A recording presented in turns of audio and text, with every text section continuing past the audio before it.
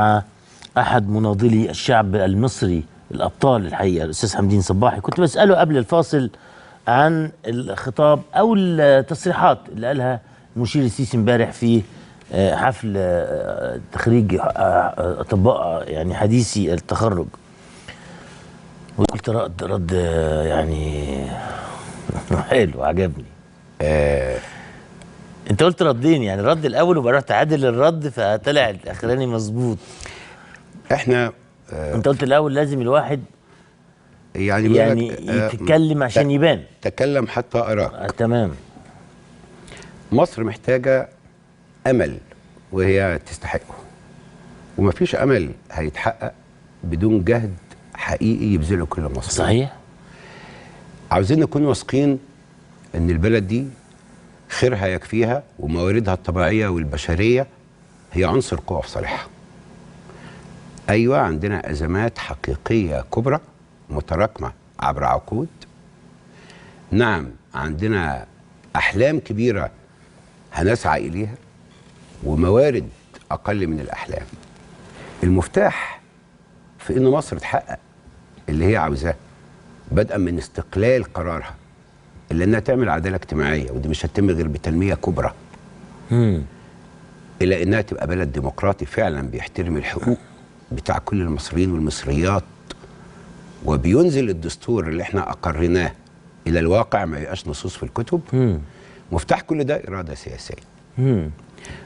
الاراده دي اذا توفرت للمصريين وهي موجوده عند الشعب، بس مطلوب توصل للسلطه. هي موجوده عند الشعب طبعا، لكن مطلوب توصل للسلطه. بمعنى استاذ حمدي، بمعنى ان مفيش شعب ارادته اعظم ولا اروع ولا امضى ولا اقطع من الشعب المصري، زي ما بان في 25 و30 لما بيعوز. ايوه، الشعب ده لما بيعوز مفيش حاجه تقف قدامه. ده بقى المفتاح. ده التاريخ، ده المفتاح اللي لازم اي حد يعتمد عليه. الشعب ده عندما يريد يستجيب القدر، زي ما بيقول ابو قاسم الشافعي. صحيح. طب هو اراد والقدر استجاب، بنفس القدر اذا الشعب ده طوعا بارادته قرر انه هيبني البلد دي ويخليها اقوى اقتصاد، هتبقى كده. بس هيعمل ده ازاي؟ هيعمل ده اما يحس ان السلطه فعلا حاسه بيه ومعبره عنه وبتشتغل لمصلحته. انا لن اطلب من الشعب التقشف للناس اللي قعدوا 40 سنه مش متقشفين، محرومين وحقوقهم مظالم في انهم يحصلوا عليها بتنزع منهم. انا عاوز بقى اللي اغتنوا غنى فاحش على حساب الشعب هم اللي يدفعوا الفاتوره بقى دلوقتي. مش هدفع اللي دفع بقى له 40 سنه اقول له العبء عليك. ده هيعطي ما هو اعظم من التقشف، انهم يروحوا. صحيح، هيديك انتاج مضاعف ومضاعف. أيوة. ومضاعف هاخد منه. ده مصدر قوتي، ان الشعب ده اذا اراد ينتج هينتج. صحيح. بس هو مش هينتج وهو حاسس انه مظلوم، مش هينتج وحاسس ان الكبار بيسرقوا عرقه، وان البلد كلها فساد. مش هينتج والفساد ناهب البلد. لغايه دلوقتي يا استاذ حمدين، لغايه دلوقتي، لان احنا قطعنا الراس. ولا كان ثوره قامت ولا شعب قام ولا. السياسات لسه زي ما هي. بالعكس، ده كل شويه الشعب يخاف، لان الوجوه الفاسده القديمه راجعه تطل عليه من جديد. دول خايفين بسببهم يعملوا حد اقصى بسبب هذه الوجوه. اهو ده مثلا نموذج. كلفة الفساد في مصر مليارات.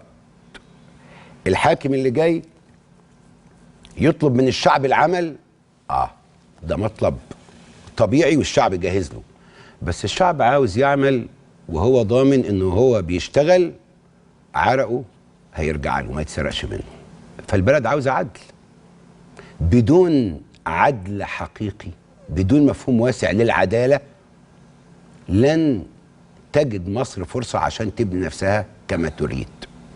بدون توزيع الأعباء بالعدل على المصريين يبقى البلد مش هتتقدم. بدون تكافؤ في الفرص، انت بتطلب من البلد انها تتقدم ومن شبابها انه يشتغل، والخريج اللي جايب تقدير كويس ما بيتعينش وبيتاكل حقه منه وبيتحرم لصالح ابن سعادة الباشا اللي قاعد في موضع القرار. العدل هو المفتاح. انت بتطلب من البلد انها تنجز وتعطي وتعرق، بس الصيادين اللي عندي في بحيره البرولس واللي في بحيره المنزله وفي ايدكو وفي ماريوت، اما يحسوا ان الكبار ناهبين البحيره منهم بالسلاح ده صحيح. وبالفساد، طبيعي يسالوا نفسهم هم دول مستعدين يشقوا، وهم بيشقوا فعلا، بس عاوزين يحسوا ان هم ما بيشقوا في دوله عادله، دوله فيها تطبيق للقانون، مش طالبين كتير دوله نتساوى فيها كمصريين امام القانون، مش ابن الباشا باشا وابن الفقير فقير، ما ينفعش. هذا البلد فيه طاقه اثبتت نفسها في الثوره وهتثبت نفسها في بناء الدوله، بس مفتاحها هو ده، نآمن بأن الشعب ده يقدر يحقق المستحيل لما يلاقي عدل واحترام لإرادته، صحيح، ومساواة، صحيح، ودولة للقانون.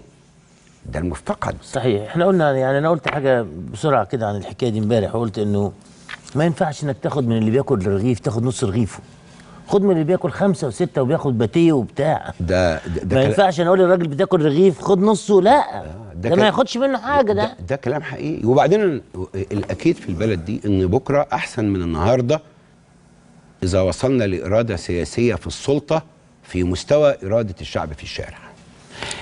ده معناه ان الجيل ده هيجني ثمار تخليه احسن من الجيل اللي فات، لكن الجيل اللي بعده هيكون احسن واحسن. مش بقول في جيل يضحي عشان الاجيال الجايه، بقول في جيل عنده فرصه حقيقيه قبل التحقق النهارده ان يكون احسن من اللي قبله، واللي بعده هيكون احسن منه، ويسلم بشرف، وهكذا. ويسلم بشرف، سلم دوله، الجيل اللي جاي بعدها بشرف، دوله قويه عادله بتبني محترمه نفسها. بتبني نفسها وبتتقدم، بتقطع اشواط في مزيد من في 30 50 سنه وليكن، بس لازم ابداوا بس نبداوا من النهارده، بس ابداوا ونبداوا على اساس، هي دي النقطه، ونبداوا والشعب نفسه مفتوحه، لان ما فيش شعب هيحقق حاجه بالاكراه ولا بالسخره. الشعوب تحقق بالحريه. هو كان حد طلب المصريين ينزلوا الميادين في 25 و30 ولا هم نزلوا بارادتهم الحره؟ لا، بارادتهم ما كانش يملك احد، لا حزب ولا مؤسسه لا ولا شخص، ان الملايين دي تكون موجوده في الشارع بنفس الطريقه. الملايين دي مستعده تنزل على المصنع والمدرسه، صحيح، والصحراء تعمرها، والغيط تزرع فيه، وتنتج وتبدع بكل الاشكال، وهي حره، وهي مطمئنه انها صاحبه قرار، وهي مطمئنه ان عرقها هيرجع لها، مش هتسرقوا حفنه من حلف الثروه والسلطه اللي كانوا موجودين وسياساتهم لا تزال حاكمه حتى الان، حتى لو تغيرت وجوههم. ده المطلوب في مصر. صحيح. وده بسيط وصعب، لكن الشعب قادر عليه. انا نفسي مصر تفتح صدرها للامل وللثقه في نفسها، وهي جديره، وهي جديره، عايز اكتر من كده، عايز جديره بذلك. 30 مليون نزلوا مرتين ثلاثه، عايز اكتر من كده ايه؟ يعني عايز ايه تاني؟ اعمل لك ايه؟ امشي على هذا الصراط المستقيم. اعمل لك ايه؟ ايوه، امشي بقى على الصراط المستقيم بتاع الشعب، واقول له انا معاك عشان ننمي ونعمر ونخضر، بس الخير اللي هيطلع رايح لك. صحيح، يثق هو في ده، انما هو الشعب يعني عملوا عليهم وزياده، وزياده الشعب يعني. المفتاح ثقه بعد ربنا في شعبنا، عداله حقيقيه، بلد ديمقراطي، ايمان بقدره الشعب المصري، وبالذات رهان حقيقي على شبابه. طب اول حاجه تظهر لنا يا استاذ حمدين، انا اسف قطعت حديثك، لا اتفضل قول. لا، انا بقول نراهن على الشباب، لان الشباب دول زي ما نزلوا الميادين عشان يضحوا بارواحهم، هم مستعدين يبدعوا في كل حاجه. صحيح. لو قلت لهم روحوا الصحراء عمروها، بس يبقوا ضامنين ان انت مش هتقول لهم خدوا فدان وما بعتلكمش ميه، وبعدين واحد من رأسمالية المحاسيب ياخد جنبهم 500 فدان وتجيله الميه لغايه عنده، والميه تجيله لغايه عنده. ده كلام ما ينفعش. قول لي الصحراء دي بتاعتك عمرها وانا هعرق فيها، يعني بس ابني بقى فيها بيت واسره. ده كلام جميل، لانه اللي نزل يا استاذ حمدين احنا كنا مرعوبين من النزول في 30 يونيو، لا يلتقي الاخوان بالشعب وتبقى مجزره.